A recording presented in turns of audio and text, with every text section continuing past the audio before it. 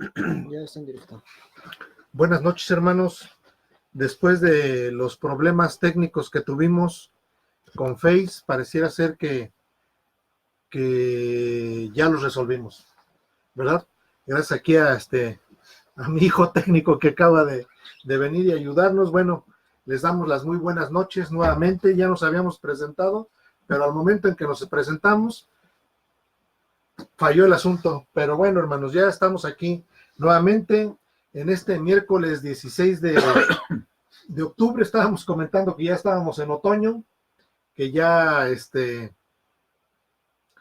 que bueno, seguíamos con nuestro tema de la anatomía de la iglesia y pues les mandamos saludos a todos nuestros hermanos queridos, a todos nuestros hermanos que nos oyen, igualmente como todos los miércoles que tienen la deferencia hacia nuestros comentarios, hermanos. Les damos la bienvenida a todos nuestros hermanos que nos escuchan en Norteamérica, en nuestro país, en México, a todos los que nos escuchan en Centroamérica y Sudamérica, hasta nuestros hermanos que nos oyen en lo más lejos de Sudamérica, a nuestros hermanos de Radio Lumbrera, de Teleste, nuestro hermano Troncoso, ¿verdad? Desde Chile, a la página Sola Escritura de la Ciudad de México, que por ahí los hermanos también tienen a bien conectarse con nosotros, la página de Teología e Historia de la Cristiandad, también de México, nuestro hermano Alexander Porras, que se enlaza desde Costa Rica al programa de charlas bíblicas, nuestro hermano Valfre Cordero, que se une a nosotros desde Vineland en Nueva Jersey, y a todos los hermanos que nos escuchan y que están aquí con nosotros. Pues, hermano, algo que ahí tengas que agregar. Un poco tarde, hermanos, una disculpa, pero aquí fue una falla técnica inesperada, justo cuando le dimos entrar y empezamos a saludarlos a todos ustedes. De repente el sistema nos falló y afortunadamente se pudo restablecer.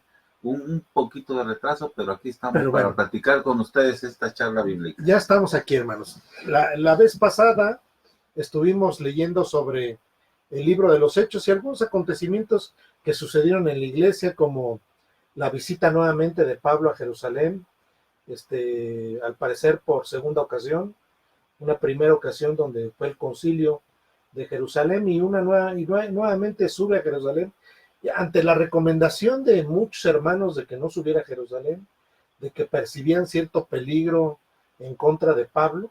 Bueno, hasta de profetas. Hasta de profetas. Agabo, las mismas hijas de uno de los diáconos. Sí.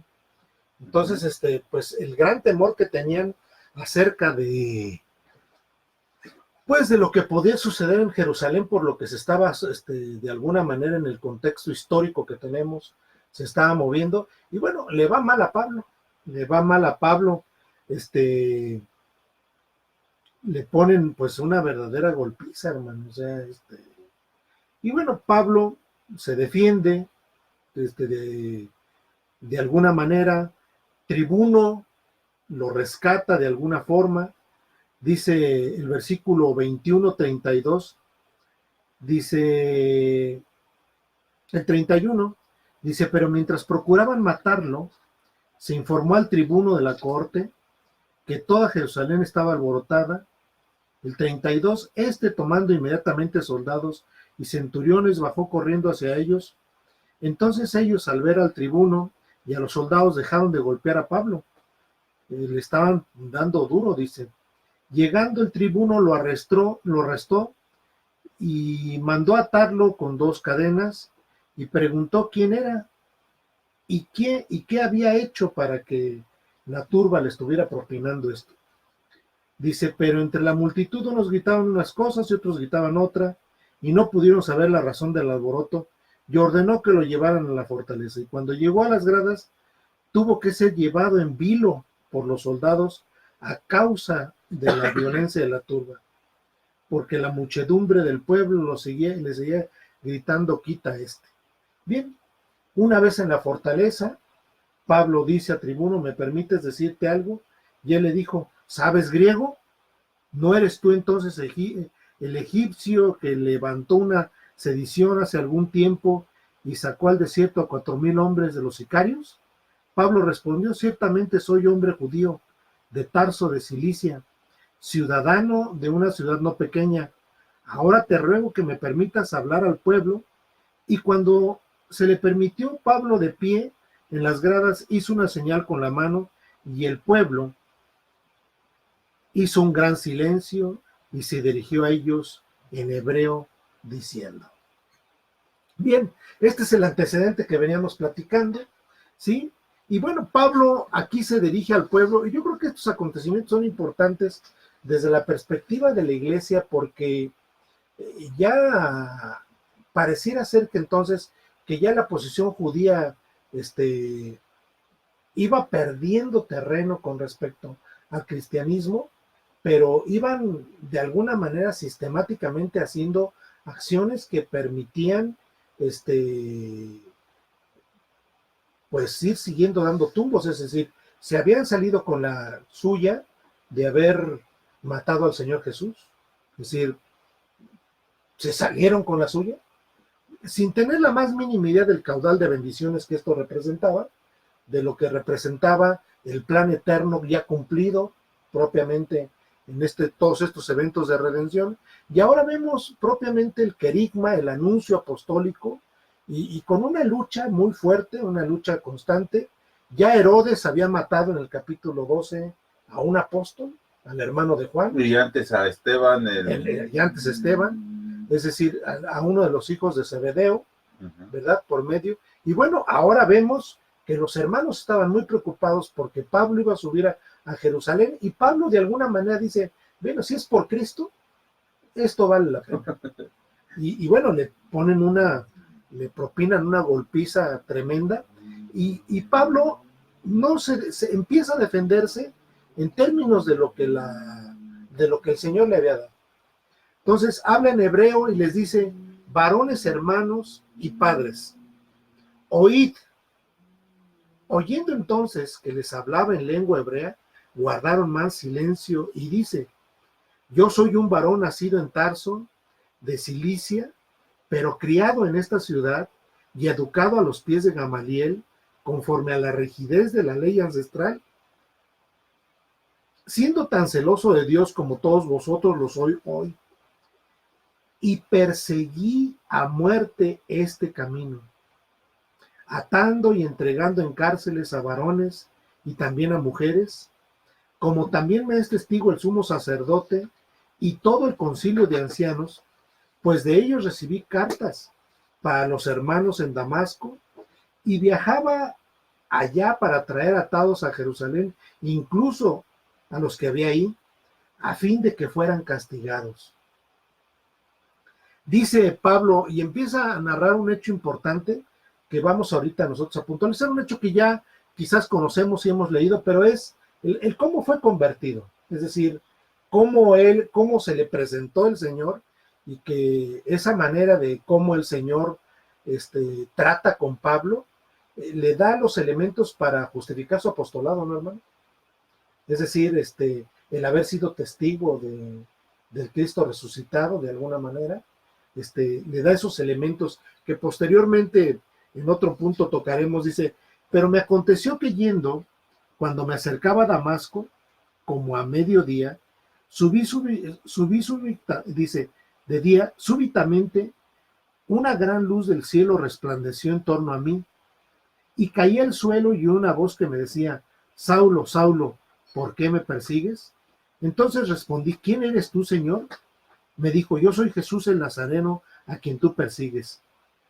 Ahora bien, los que estaban conmigo ciertamente vieron la luz, pero no oyeron la voz del que hablaba conmigo. Entonces dije, ¿qué debo hacer, Señor? Y el Señor me dijo, levántate, ve a Damasco, y ahí se te dirá todo lo que ha sido ordenado que hagas.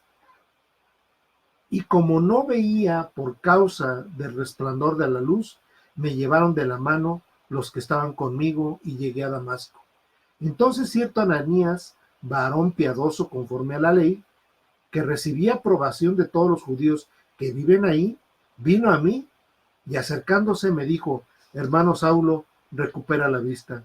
Y en aquel momento miré hacia él, y entonces él dijo, el Dios de nuestros padres te ha escogido, qué palabra, ¿verdad, hermano? Para que conozcas su voluntad, veas al justo y oigas la voz de su boca. Porque le serás testigo ante todos los hombres de lo que has visto y oído. Ahora pues, ¿qué esperas? Levántate y bautízate y lava tus pecados invocando su nombre. Y dice el 17, y me aconteció que después de regresar a Jerusalén, y cuando estaba orando en el templo, tuve un éxtasis, y vi que me decía, apresúrate y sal pronto de Jerusalén, porque no recibirán tu testimonio acerca de mí.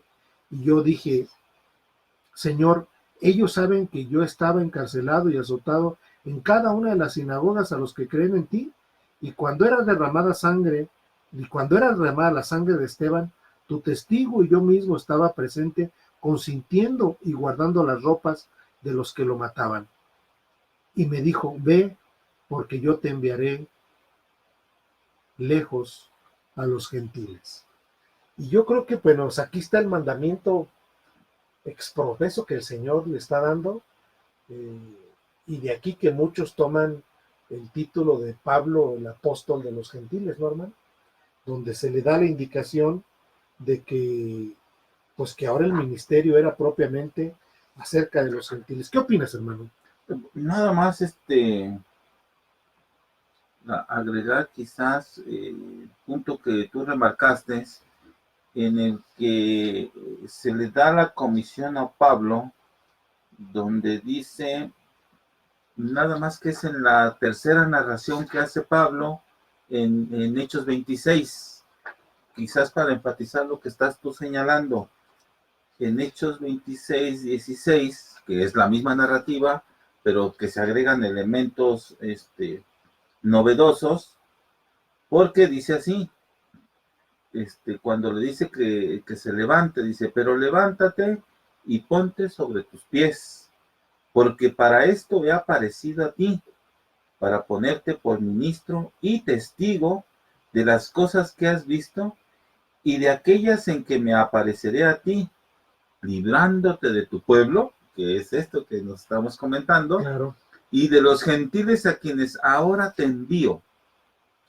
Y luego viene el objetivo de esto, por eso dice en el 18, para que abra sus ojos, para que se conviertan de las tinieblas a la luz y de la potestad de Satanás a Dios, para que reciban por la fe que es en mí, perdón de pecados y herencia entre los santificados. Quizás lo que convenga resaltar en este momento, porque llegaremos oportunamente a este capítulo 26 y allá quizás nos extendamos un poco en esa explicación, sea esta frasecita de a los gentiles a quienes ahora te envío, que es parte terminal del 17, donde en la versión en griego, sendos escritores como Stodd y Hendrickson y demás, les gusta más hacer énfasis en que la palabra envío se deje como apostelo.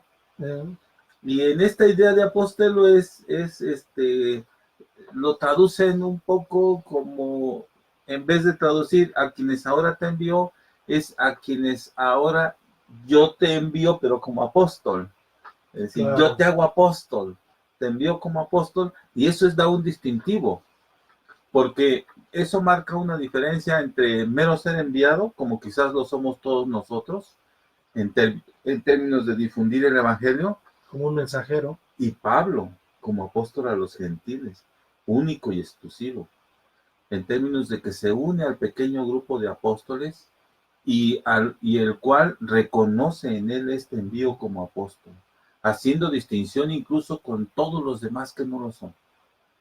Tan es así que Pablo va a presentar de aquí en adelante férrea defensa sobre, no solo sobre su ministerio hacia los gentiles, sino la investidura. Claro, de apóstol. Y que quede claro, el Señor para hacerlo apóstol, porque la condición para ser apóstol ya la han explicado en programas anteriores Armando y José Antonio, es precisamente ser testigo de la resurrección de Cristo. Ujú. Y si no nos percatamos en el evento, el Señor Jesús, que ya se había ido en el año 30, tuvo que bajar en el año 35 de su morada celestial con un objetivo específico, que Pablo lo hubiera resucitado para que fuera testigo. Claro, No lo había hecho el Señor. es un acontecimiento importante, fundamental. Entonces, Pablo, al saberse así, al saberse testigo y al recibir un apostolado y un ministerio, que son cosas diferentes, porque el ministerio es así, el objetivo es el para qué, al ser investido como apóstol y tener un ministerio, pues aquí lo dice muy claro, para que abra sus ojos, para que se conviertan de las tinieblas a la luz y de la potestad de Satanás a Dios, para que reciban por la fe que es en mí perdón de pecados y Y herencia. 26, ¿verdad? Sí, fíjense qué amplio. Es un sumario de todas aquellas actividades que Pedro y todos los otros 11 apóstoles estaban llevando a cabo, y a Pablo aquí en unos cuantos renglones se le da esa misma comisión que tenían Pedro y los otros 11, pero ahora él exclusivamente para los gentiles. Es cierto que va a tener mucha ayuda, sobre todo de Bernabé, también como enviado, pero no como apóstol, sino como enviado a los gentiles, pero en un término no igual. El Señor Jesús no se le aparece a él, ni le encomienda la misma misión que a Pablo, pero va a tener otros, mismo Marcos, Lucas, muchos otros le van a ayudar, Tito, Timoteo, muchos más. Muchos más van a estar ayudándolo en este ministerio de los gentiles, pero él es el que es investido, en exclusiva, investido con esta autoridad apostólica y con este ministerio para llevar a cabo estas funciones. Digo, ya las detallaremos cuando lleguemos al 26, pero aquí es lo que está diciendo Armando, en este énfasis que él estaba haciendo en el capítulo 21, versículo 21, dice, pero me dijo, decía Armando, leía Armando, ve, porque yo te enviaré lejos a los gentiles, es en este sentido. Es enviado como apóstol y con un ministerio bien concreto. Capítulo 2, versículo 21. Y me dijo, ve, porque yo te enviaré lejos a los gentiles. Y bueno, dice, lo escucharon hasta esa palabra y alzando la voz gritaron, quita ese de la tierra, que no conviene que viva. Pero sin embargo, es muy significativo lo del versículo 16 del capítulo 26, porque pues refiere palabras que encontramos en toda la Biblia, ¿no? Donde vemos esa acción directa de Dios, esa acción primordial de Dios, donde Dios siempre da el primer paso, donde Dios siempre toma la decisión antes de que el hombre repare en las cosas. Es esos verbos que tenemos tan importantes, donde vemos una actividad fundamental de parte del Señor acerca de sus propósitos, ¿no, hermano? Y cuidando todos los detalles, hermano. Todos, absolutamente todos los detalles. Ya le había dicho el Señor a Pablo que iba a ir a Roma. Sí. Fíjate, y el tránsito para ir a Roma va a ser todo que para nosotros parece un vía crucis, ¿no? Ha de ser encarcelado, ha de ser golpeado, ha de enseñar todavía una última enseñanza a los judíos, ha de ser repudiado, han de planear matarlo. Uh-huh. Y Pablo siempre ha de tener en mente que él va a terminar en Roma, y yo quiero pensar que ni idea tenía de cómo iba a terminar allá. ¿Y cómo va a ser el camino por el que el Señor Jesús lo va a llevar allá? Cuidando hasta el más mínimo detalle, pues apelando a César cuando ya no encuentra salida. Uh-huh. O sea, cuidando todos los detalles. Y eso me recuerda aquella frasecita del Señor Jesús de, aún vuestros cabellos están todos contados. Y uno diría, ¿y qué onda con eso, no? Porque el Señor se entretiene hasta contando cabellos. No. Lo que nos están mostrando es un Dios tan cuidadoso en todos los detalles de nuestra vida. Y tener en control todo, ¿no, hermano? En control todo y cuidando todo detalle, hermano. Sí, quisiera leer mi versión, lo que leíste. Adelante, hermano. Dice el versículo 16. Uh-huh. Bueno, el 15 dice, yo entonces dije, ¿quién eres, Señor? Y el Señor dijo, yo soy Jesús, a quien tú persigues. Ujú. El 16. Pero levántate y ponte sobre tus pies, porque me ha parecido a ti precisamente para escogerte por ministro y testigo.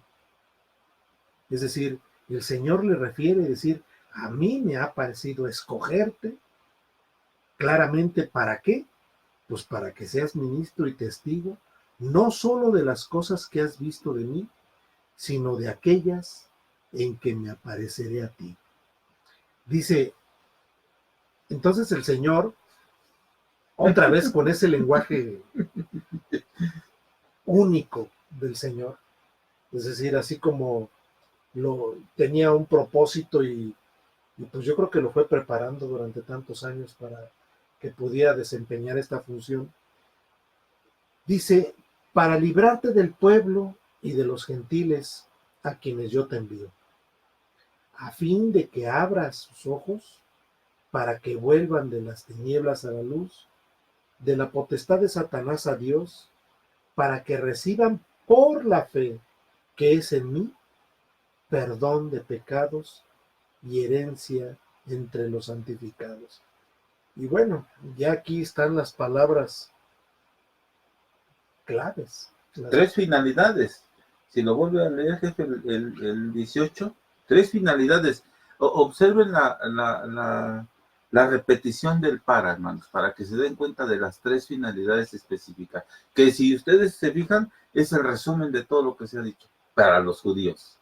De todo lo que dijeron Pedro y todo lo que se había dicho, ahora condensadas aquí, los mismos tres grandes objetivos allá, ahora condensados aquí, pero para los gentiles. Bueno, al menos eso fue lo que ocurrió en el año 35. No se les olvide que esa fue la comisión de Pablo en aquel entonces, ¿verdad? Ahorita ya lo está narrando. Ahorita ya estamos en el año 57 y ya está todo lo pasado, por decirlo en frases sencillas, ¿verdad? Pero esta comisión la tiene Pablo desde el 35 y se dio a la tarea de luego hacerla. Adelante, hermano. Dice, a fin de que abra sus ojos para que vuelvan de las tinieblas a la luz y de la potestad de Satanás a Dios, para que reciban por la fe que es en mí perdón de pecados y herencia entre los santificados. Dice, por lo cual, bueno, ya viene otro aspecto, pero evidentemente ya aquí está la doctrina fundamental, es decir, el perdón de los pecados es por fe, la herencia entre los santificados. Sí, exactamente el asunto de... No sé cómo diga la herencia entre quién. Bueno, acá dice la herencia entre los santificados, está hablando específicamente de la iglesia. Exactamente. Entonces, vean, pero vean el énfasis. Te envío para que abra sus ojos, que eso era lo que mucho el Señor Jesús en su ministerio había estado diciendo. Claro. Fíjense, ¿eh? Por eso les decía, es un sumario así muy, muy especial. Dice, para que se conviertan de las tinieblas a la luz. Y luego dice, y de la potestad de Satanás a Dios. Eso implica que antes estábamos encadenados, que estábamos bajo prisión. Todo eso que el Señor explica y que también Pedro explica varias veces, está aquí muy, muy sumarizado, les digo. Y luego, para que reciban por la fe que es en mí, el énfasis es en el mí, perdón de pecados. Es decir, creyendo, perdón de pecados. Y luego, ingreso a la iglesia y herencia entre los santificados. Está genial. Sí. Es un texto maravilloso, como para inscribirlo en letras doradas. Sí, y lo que comentábamos, ¿no? Que ya a muy temprano la iglesia, en épocas muy tempranas de la iglesia, ya la revelación de parte del Señor había sido tan fundamental y tan importante, de que ellos ya reconocían que la salvación era por fe en Cristo. Sí, tú comentabas antes de abrir el programa, estábamos platicando sobre esto, hermano, y Armando me llamaba mucho la atención en el sentido de que en el primer sermón, Pedro es otro. Y ese Pedro es otro, no es el Pedro que negó, no es el Pedro que está junto con Tomás a la expectativa de si le puede meter la mano en el costado. Está enojado. Es el Pedro enojado. No. Armando me hacía mucho énfasis en esto antes de entrar al aire, que era un Pedro diferente. Y era un Pedro que empieza a hablar de la salvación por la fe exclusivamente. Sí, en el primer discurso en Pentecostés, donde dice, bueno, estos que están ustedes viendo no están borrachos, así como ustedes sostienen. Y varones israelitas les presenta y hace un resumen magistral de, de los acontecimientos, habla de la resurrección de manera importante porque también es parte central de este mensaje a la iglesia y por el cual muchos empiezan a convertir. Y no solamente eso, sino que hablan puntualmente que la salvación es por fe. Y aquí Pablo, que Pablo presenta de manera magnífica en Romanos capítulo 5 esta idea, ¿sí? En el sentido de que el perdón de pecados viene a través de un proceso importante, que es la fe en Cristo Jesús. Y bueno, Pablo lo puntualiza de manera importante, porque la fe que es en mí, dice el Señor Jesús, sí, sí, sí. O sea, no lo deja suelto, no deja la fe como un mero elemento, ¿sí? La fe dice que es en mí perdón de pecados.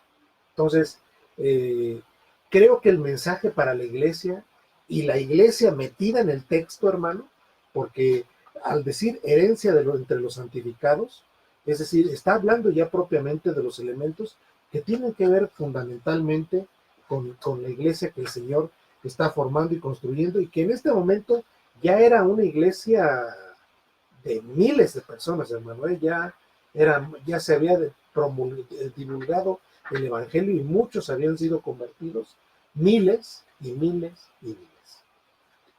Bueno, sí, de entrada tuvimos 3,000 y luego 5,000. O sea, ahí ya iban. Entonces, tan solo Jerusalén debió ser abundante la iglesia, ¿verdad?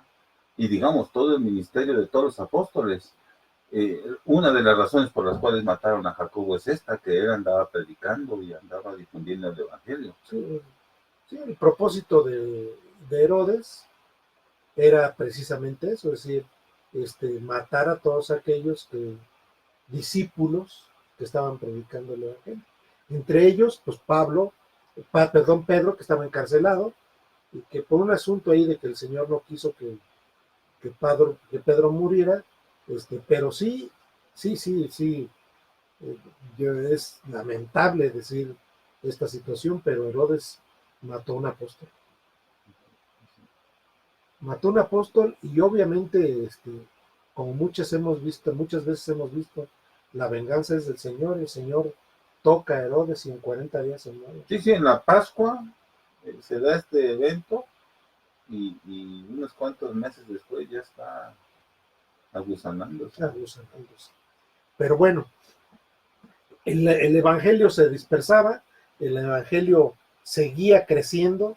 Pablo, como con esta visión importante, aquí, ¿de qué año estaremos hablando en este momento, hermano? Propiamente el 22. Cuando se convierte o cuando está narrando. Cuando está narrando. Pues estamos en el año 57, porque cuando Pablo se presenta ante Agripa, ya estamos en el 58. Pablo sale a Roma en el 59. Entonces, ahorita todavía estamos en el 57, quizás a finales del año 57. Todavía le faltaban como 10 años de ministerio entonces. Todavía le faltaban, sí, pues para el 60 y, ¿qué te dije? 67, sí, le faltaban 10 años todavía de ministerio. Es decir, ya llevaba 20 años, hermanos. Ya llevaba 20 años. Ya llevaba 20 años, porque si su conversión que relata aquí es del año 35. Y ahorita estamos en el 57. Ya llevaba 20 años. 22 años. 22 años. Y le faltaban todavía otros 10 más. Otros 10 más. Es decir, 32 años Pablo estuvo en el ministerio con una actividad impresionante, ¿sí? Por obra del Espíritu Santo. Entonces, más o menos esos son los años que ha investigado el hermano diligentemente, ¿verdad, hermano? Sí, hemos hecho un trabajo ahí más o menos arduo de armonizar las fechas en las diferentes posiciones, las más ortodoxas por lo menos, y ya las tenemos, digamos, por lo menos para tener una idea Digamos, esto no puede ser tan dogmático como decir fue en tal día porque no es posible, pero sí nos da una idea en cuanto a los tiempos. Podemos decir algo de, por ejemplo, podemos decir que ya habían pasado más de 20 años. ¿Sí? Quizás no podemos decir fecha y hora y minutos, no, pero sí podemos decir esto así, algo tan genérico como esto, ¿va? Que es importante porque nos da idea del largo trabajo que ha llevado a cabo Pablo. Y de lo que le faltaba, ¿no? En términos en términos, porque cuando nosotros vemos que estamos en el capítulo 22 de Hechos, pues ya nos faltan poquititos capítulos para terminar, hermanos, que esperemos todavía nuestro hermano José Antonio nos alcance para esta misión que tenemos al respecto de la presentación de la iglesia, pero pareciera ser que ya le falta, pero no falta tan poquito. Faltan efectivamente 10 años. Bueno, nada más que el libro de los Hechos termina en el año 64, cuando sale de la cárcel, y todavía va a haber unos 3 años más de ministerio, donde se van a escribir todavía las epístolas que se llaman pastorales, las dos de Timoteo y Tito, entre otras cosas, ¿de acuerdo? Sí, entre otras cosas. Pero digamos, hasta donde tenemos la narrativa histórica de Lucas, digamos, va a ser hasta el año 64. Le faltaban 3 años más después del 64. Después de que terminemos Hechos, y va a escribir epístolas muy importantes todavía. Claro, todavía no está escrito Romanos. En este momento, déjame verificar qué tenemos escrito hasta este momento. Hasta ahorita ya se escribió Gálatas en el 52 y las dos de Tesalonicenses. En el 55 que se escribe Primera de Corintios, en el 56 la segunda epístola a los Corintios, y Romanos se acaba de escribir un poquito antes, en el 56, antes del encarcelamiento. Se escribe, y mientras está encarcelados va a escribir Efesios, Colosenses y Filemón, y justo antes de salir va a escribir Filipenses. Y van a quedar ya libre, va a escribir pues las dos de Timoteo y Tito. Ese va a ser el orden. Bueno, entonces, hermanos, ¿querías platicarnos algo acerca referente a la cuestión de la iglesia en el reino, hermano? Sí, nada más que antes me gustaría todavía enfatizar un puntito que es importante. Que señalabas tú de la fe que es en mí, del 26, 17, ¿me dijiste? 18, hermano. A ver, otra vez. Dice, a fin de que abra sus ojos para que vuelvan, está hablando de los gentiles, o sea, el 17 dice, para liberarte del pueblo y de los gentiles a quienes yo te envío, a fin de que abra sus ojos para que vuelvan de las tinieblas a la luz y de la potestad de Satanás a Dios, para que reciban por la fe que es en mí, perdón de pecados y herencia entre los santificados. Versículo 18, capítulo 26. Me gustaría que oyeran la versión del Señor Jesús de esto mismo. Fíjense, aquí está el texto. El texto es en Juan, capítulo 6, versículo 28.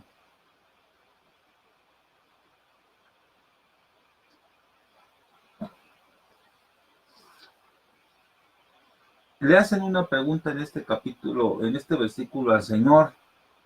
Los judíos le preguntan, ¿qué debemos hacer? Ahorita me dices tú cómo dice allá. ¿Qué debemos hacer para poner en práctica las obras de Dios? ¿Cómo dice ahí? Dice, ¿qué debemos hacer para realizar las obras de Dios? Bueno, es un plural.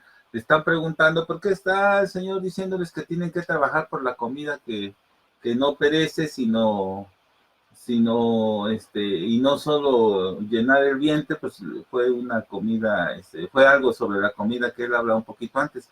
Pero vean la respuesta del Señor Jesús. Dice, esta es la obra de Dios, que creáis en el que él ha enviado. Ahí como lo dice. Dice, esta es la obra de Dios, que creáis en el que le envió. O sea, ¿notaron la diferencia? La pregunta que hicieron los judíos es en plural. Y ellos están pensando en una salvación por obras. Y el Señor les dice, no hay tal cosa. Esta es la obra. Solo hay una cosa que hacer. Esta es la obra de Dios. Esa que le encargó a Pablo. Que creáis en el que ha enviado. Y a Pablo dice, en mí, es Y es una sola obra. Que no hay que confundirlo con la voluntad. con la voluntad, porque la voluntad la narra más abajo. En el versículo 39 dice, y esta es la voluntad del Padre, el que me envió, que todo lo que me diere no pierda yo nada, sino que lo resucite en el día postrero. Y esta es la voluntad del que me ha enviado, que todo aquel que ve al Hijo y cree en él, tenga vida eterna. Y yo, dice el Señor Jesús, lo resucitaré en el día postrero. Vean la diferencia. La obra de Dios, la obra única, obra que tendríamos que hacer para estos efectos, que es lo que le está comisionando Pablo, es que creáis en el que es hijo en el que él ha enviado. Claro. En cambio, la voluntad es otra cosa. Otro problema.